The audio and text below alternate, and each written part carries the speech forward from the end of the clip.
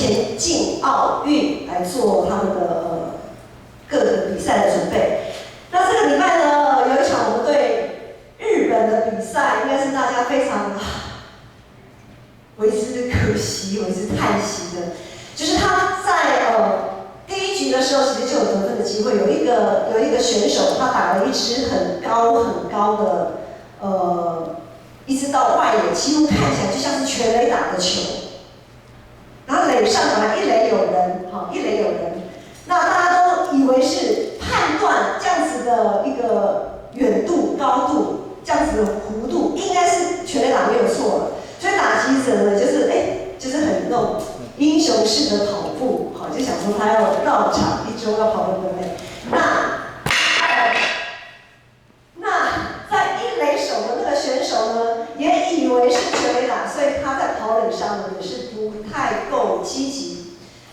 殊不知那天风非常的大，那个球本来其实应该是照正常来讲，它应该就是落在全垒打墙之外，可是那一天却被风这么一吹，应该说被风阻挡还是怎么样哈？结果他就这样子直的这样落下，就刚好落在全垒打墙的里面。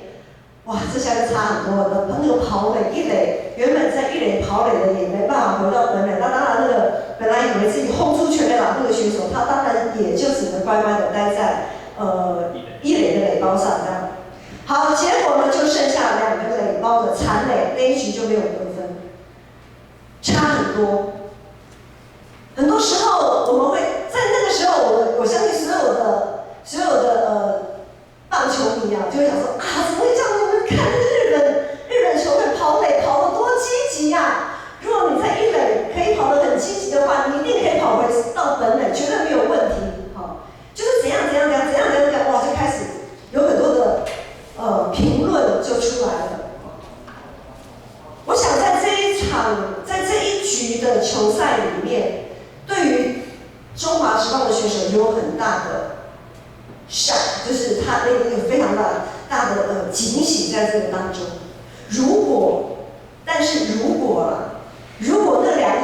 两个垒没有变成残垒，如果后面的打者更给力一点，然后就绕回来了，我想结局可能就不一样。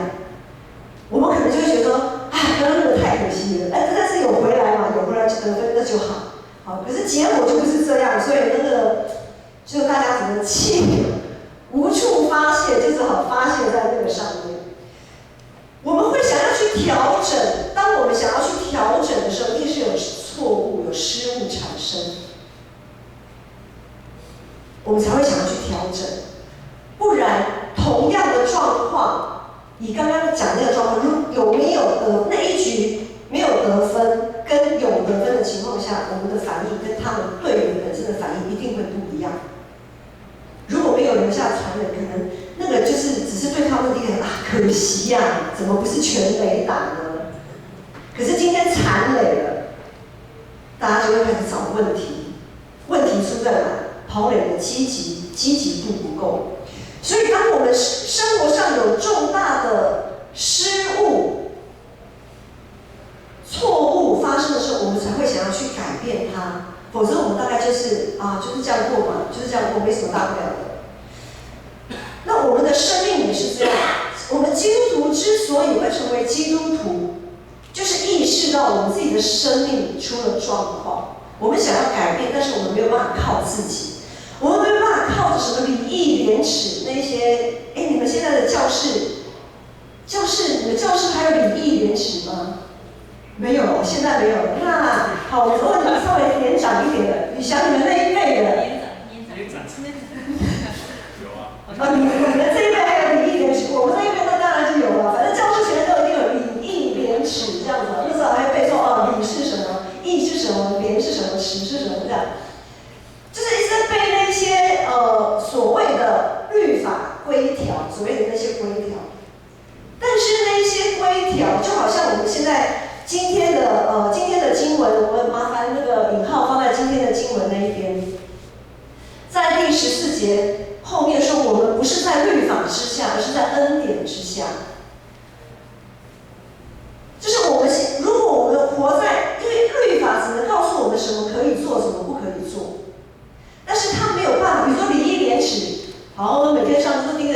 廉耻啊，他只是告诉我说，要怎么样才是礼，要怎么样才是义，怎样才是廉，怎样才是耻。可是问题是，当我们生命出状况的时候，礼义廉耻能救我们吗？他没有办法给我们产生一个向前的动力，他只是一直告诉我，我没有达到礼的标准，我没有达到廉耻的标准，我这些标准我都达不到，哇，我是个很烂的人，我再也没有救了。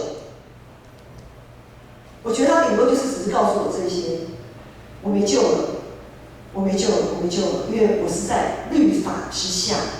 当我们在律法之下的时候，我们的生命是完全无法产生动能跟动力的，也没办法产生盼望。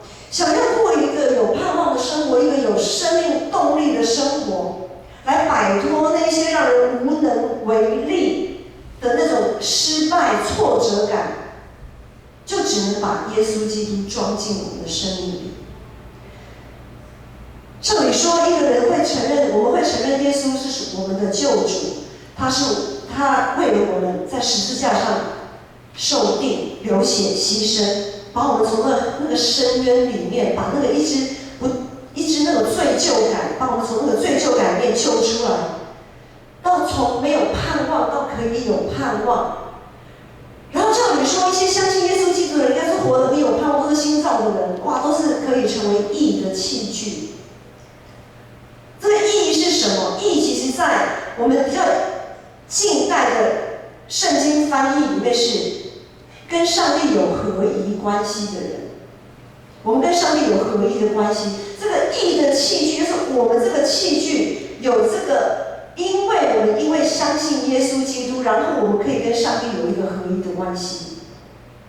它是一个合一的关系。那我们这个人，我们这个生命，是不是可以把这个合一的关系装进来呢？还是我们是在这样子的恩典之下，在耶稣基督的恩典之下，把这个合一的关系装进来，还是我们仍然在那个律法之下，一直被定罪，一直被定罪，一直觉得自己不行，没盼望，没希望？来教会不就是想要重新来过吗？你们想不想重新来过？想哦！如果觉得我的生命有什么问题，我来教会干嘛？我就是觉得我的生命不能再这样下去了。当然，每一个人的生命情况都是非常的细微的，可以细微去分析，不是那种作奸犯科或怎么样。很多时候，我们的罪在我们的内心里搅动啊，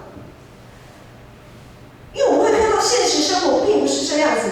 今天保罗他会写罗马书给罗马地区的那些教会，就是当时也是有一群基督徒，他们好像活不出一个基督徒该有的生命的样式，他们没有下定那个决心，没有那个意志力，或者是说他们的生命是一个过程，就是当他们要慢慢渐渐成圣的那个过程，从0到100，它有一个过程，它不是马上就可以到100的。在那个过程当中，出了一些问题。什么问题呢？有些人开始没有耐性，觉得我们现在相信基督，耶稣都已经复活了，然后我们就是新造的人，那为什么有些人还是看起来就不像基督徒？看起来那些行为怎么还是很差？然后呢，就把耶稣基督的恩典放一边，或者是把它贬低了，然后又重新戴上律法的那个放大镜，用律法的眼睛去看别人，用律法的眼镜角度去衡量彼此。原本应该是一群在恩典底下的基督徒，在恩典底下有一个盼望，然后不断的向着那个盼望努力的基督徒，一个一个都成了律法底下的人。罗马教会的困扰其实也是我们现在的困扰。当我们开始用外在的行为来判断彼此是不是一位合格的基督徒的时候，我们不知不觉就陷入那个守律法的迷思里面。刚刚说过，律法绝对没办法成为我们的动力，只有耶稣基督救赎的恩典才能成为我们新生命的动力。这个道理其实大家都知道，可是做起来真的不简单。真的不容易。我举个例来说哈，我们在教会都会看到一些现象，比如说，教会要办一些什么活动的时候，你就会看到有些人就喜欢抢出头，有的人喜欢掌控大局，很有控制力，有的人又很坚持己见，完全不想采纳别人的意见，我说了才算，别人的意见都是很 low 的，没什么必要听。为什么他们不懂得尊主为大？不知道要看别人比自己强，为什么他们会失去了一个基督徒该有的谦卑？这些都是圣经教我们的啊。然后我们还会看到一些现象是什么？有的人很善于推卸责任，能推就推，能闪就闪，总是说不够，我的时间不够，我的能力不够，我的体力也不够，各种的不够，完全可以忽视圣灵的感动，就像约拿。想要逃得远远的，想要能闪就闪，能躲就躲。那有的人呢，我会看到有些人喜欢说长道短，把别人的分享拿出来当茶余饭后配咖啡、配饮料的话题。那有些人就自以为有理，喜欢说教的时候没有爱心。可是上帝要我们用爱心说诚实话。当我们不是真的是在乎那个人，去爱那个人，想要救他的时候，拜托你不要跟他说教，因为你没有爱心。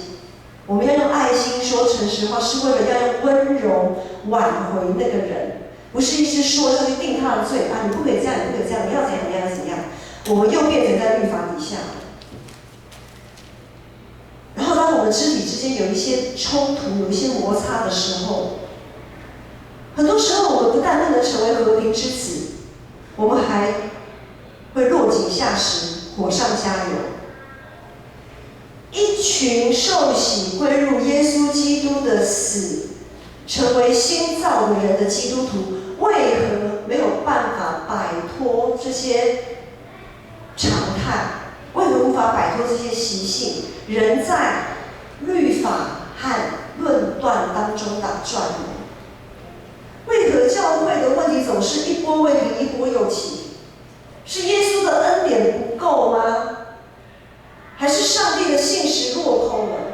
还是圣灵根本没有能力来改变我们？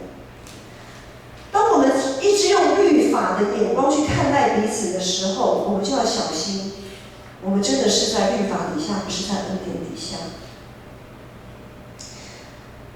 保罗说，在今天的12节、13节，他说：“不要容罪在你们必死的身上做主，使你们顺从身子的私欲；也不要将你们的肢体献给罪，做不义的器具，倒要像从死里复活的人，将自己献上，并将肢体做义的器具献给上帝。”还记得该隐跟亚伯的故事吗？好，创世纪，该隐、亚伯。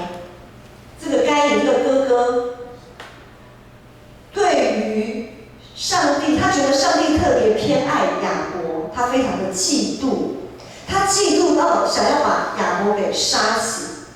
当他这样子嫉妒的心一只高涨的时候，上帝提醒他说：“这个罪已经伏在你的面前，他想要控制你，但是你要反过头来制服他。”什么样的罪？该隐认为他把自己看成跟上帝一样的高，一样的地位，他可以否定上帝的安排，他可以否定上帝的选择，他可以否定上帝的心意，他把自己看得这么大，所以这就是罪。对该隐来说，这个罪就是把自己拉高到甚至跟上帝一样，甚至他可以高过上帝。他可以否决上帝的一切的选择。当这个罪悄悄地爬上该隐的心头的时候，上帝给该隐一个选择的机会。你要选择什么？你要选择被罪制服，还是你要选择你要去制服这个罪？这个时候是该隐要好好面对上帝的时候，也是他要好好面对自己内心的时候。即使我们受洗成为基督徒，过往的习性啊，那些罪性，那些我们在世上每天不管在工作上、在学校、在家里各个场合，我们有一些价值观，有一些习惯会不断跑出来跟我们招手。来，看看我这边。好，你要知道你是最好的，你的决定才是对的。不要管那个某某人啊，某某人根本不值得一提，你是最大的。上帝，你也不用管他，反正上帝也看不见。这种一直膨胀自己，或者是贬低自己，你就是没有用的啦。什么标准你都达不到。老师说的功课你没有一样 OK 的，没用的啦。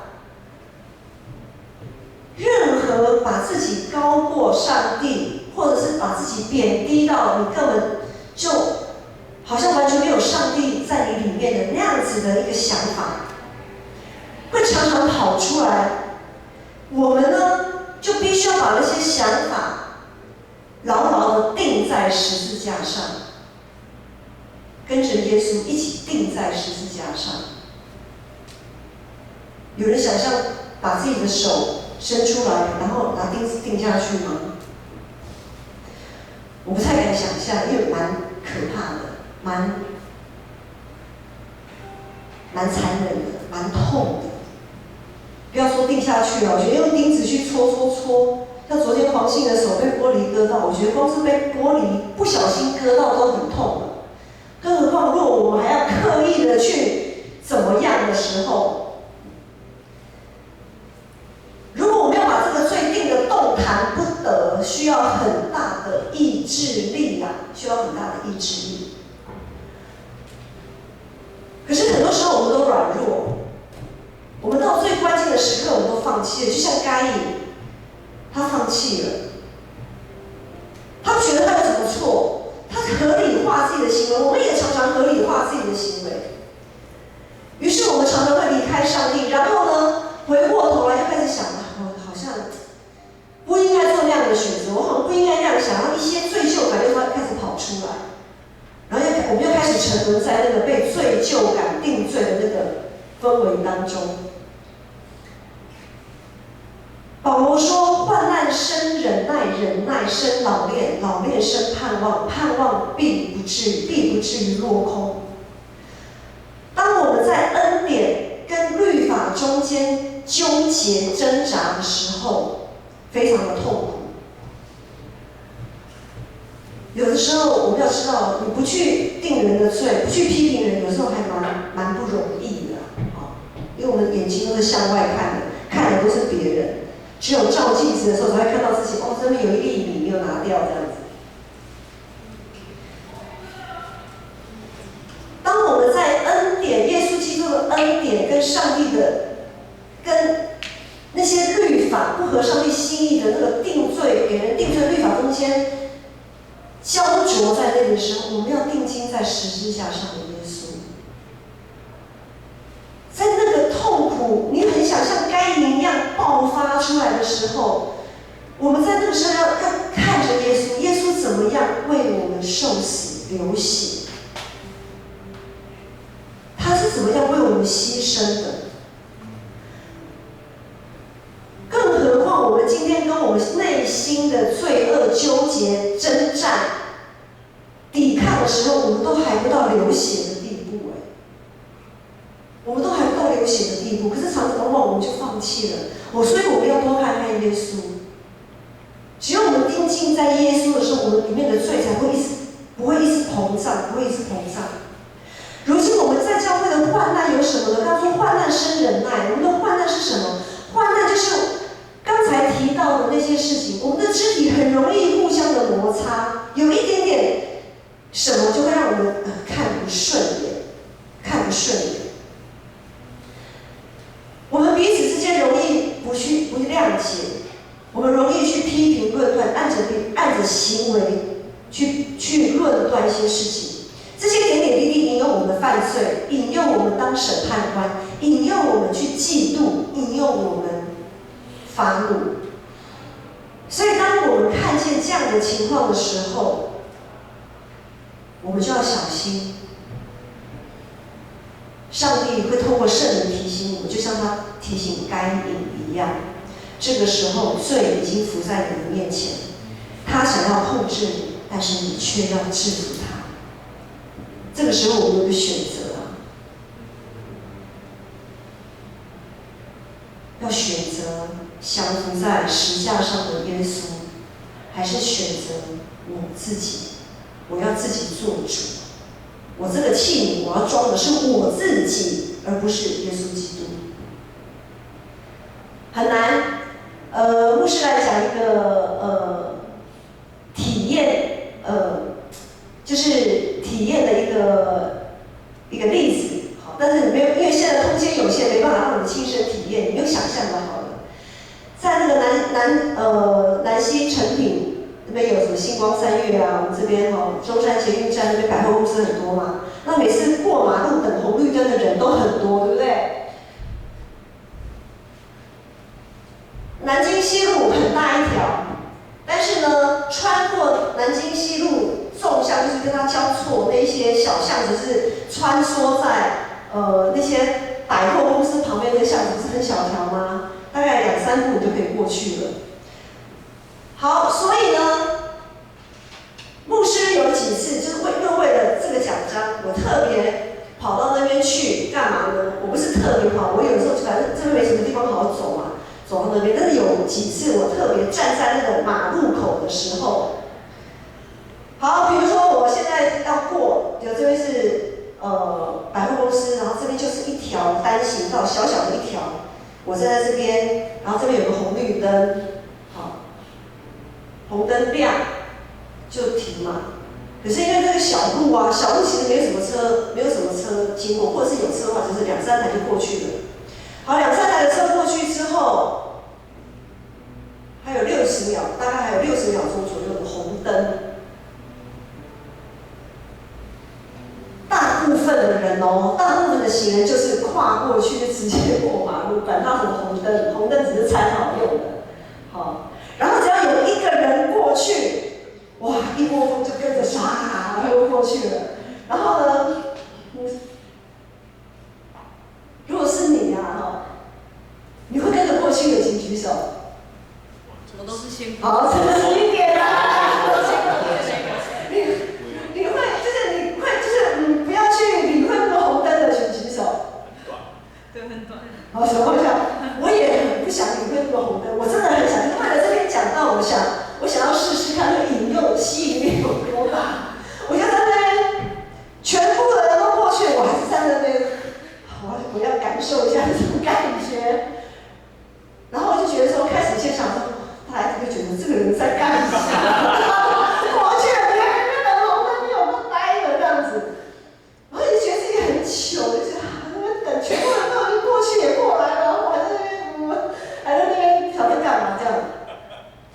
这个引诱真的很大当一群人都这样做的时候，你会觉得过去是理所当然的。对吧？我们都会为自己，有一些时候我们会为自己的行为合理化。好，比如说，现在3C 产品非常的夯，对不对？不管是网络不管是电脑还是手机iPad 各种，大家都在用。你不用，你就会觉得我很奇怪。别人就会看你很奇怪，但是呢，这真的是一个很大的引诱，因为当我们陷落在网络的世界里面的时候，你已经把自己一点一点的抛弃了，因为那是个虚拟的世界，那是不真实存在的世界，虚空的虚空。但是我们是一个上帝所造、一个实实在在活着的一个人所以当我们沉迷在那个世界里的时候，其实我们是慢慢在远离上帝。不是说不可以玩。回到刚刚那个红绿灯的那个例子，你可以选择要不要过去，要过去跟不要过去，你可以选择。你可以选择说，好，我愿意站在这边等这个红灯改变成绿灯，我再过去。选择其实往往不是能不能做到的问题，而是你愿不愿意去做的问题。我可以过，也可以不过啊，只是我愿不愿意过去。玩网络游戏也是一样啊，可能你们愿意，但是呢，因为这么多人都在玩，都在揪，不玩啊，他都会玩呢。只爱玩一下啦，我们就是几个人就缺你一个啊，你不玩我们就玩不起来啊，这种游戏我们就玩不起来啦。我只能讲自己的小孩啊。然后大家都有手机，怎么没手机啊？跟你妈要一个手机，拜托你训哎！大家都在赖来赖去，班上的群主都在赖来去啊，你就被排挤。很多时候那个引诱很大，真的。所以现在的年轻人，不管是青少期还在学校的，或者是社会工作者，其实很多时候我们会知道，在工作的人也会沉迷在网络里面，他们想要摆脱一些现实东西，不想去面对。可是今天我们来教会，刚才回到一开始说的，我们今天来教会是为的是什么？我们今天有这个信仰，为的是什么？为的是我不想再被那些虚无的东西控制。我不想再被这些虚无的东西控制，那我们能怎么办？当我们看到有些人被这些东西控制的时候，我们不是去控诉他们说：“哦，你又来了，你看吧，我就知道，你就知道我没办法了啦。你就是被这些网络吃得死死的，你被它啃食，那个生命被啃食，你就这样甘愿好了，算了，没救了。”律法底下就是这样子。可是恩典不是这样子，耶稣的恩典是什么？耶稣的恩典是你不管是怎么样的人，我都接纳你，我都帮助你，我都可以给你一个盼望。我们每一个人都有一些或多或少都有一些罪，都有一些自以为意，自己以为我可以胜过，但是你为什么不能胜过那样子的一个评断？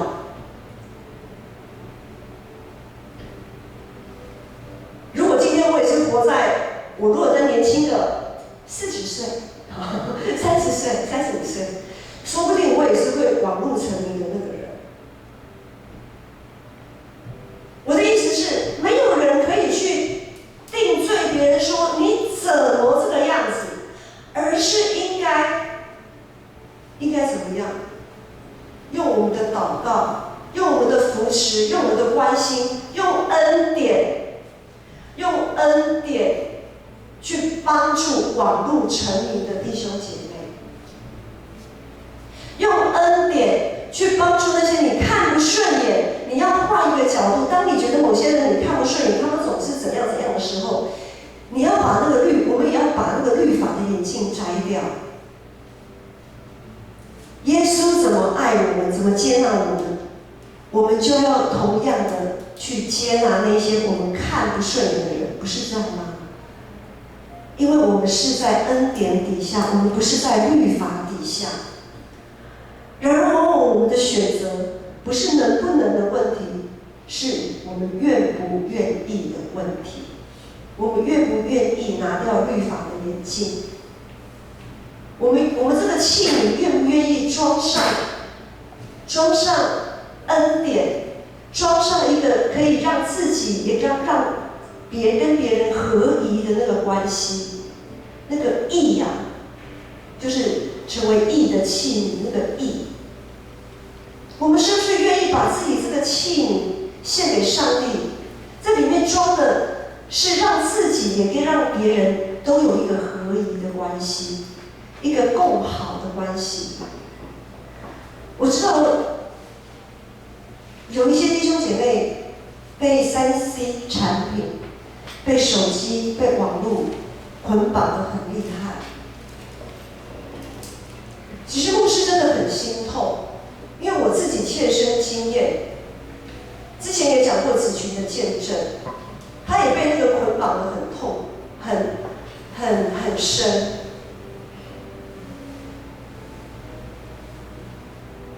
经过一番挣扎之后，我跟一节牧师决定不再指责他，我们就是每天跪着流泪为他祷告。我相信他不是不愿意，他愿意，只是在那个过程当中，就像我刚刚讲的，这么多人都过马路了，你不想过马路吗？你不想过马路吗？或者还有就是很多时候他们软弱的时候，我们怎么扶持让他们更刚强，可以刚强，可以依然有这样子的关系？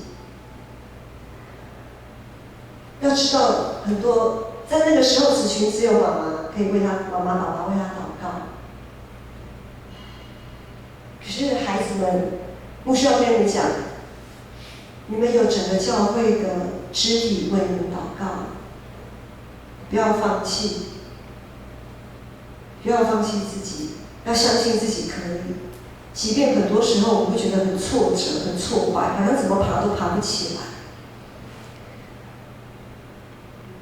不管我们现在被什么样子的罪捆绑，不管我们现在被怎么样的一个价值观约束我们，好像一直没办法一直在死胡同里打转。不要忘记，我们彼此是互相扶持的肢体，没有人会看不起你，也没有人应该看不起你。我们是在恩典底下，我们不是在律法底下。我们这个器皿要装什么？我们这个器皿是要装律法，还是装恩典？当我们有了恩典之后，我们自然而然就会有符合那些律法的行为，甚至于可以更好，因为可以更有盼望。我们才是自己的主人啊！我们才是自己的主人。我们要放什么在我们这个器皿里面？选择权一直都在我们身上，选择权一直都在我们身上。然而，我们再给大家一个挑战：当有些人在选择的过程当中总是飘忽的时候，我们是不是也可以成为扶持他、帮助他、鼓励他的那一个人？我们一起起立来唱这首诗歌，让我们拿掉定罪别人的眼光，用耶稣基督的恩典充满我们，让我们这个圣洁的器皿可以成为自己的帮助，也可以成为别人的帮助。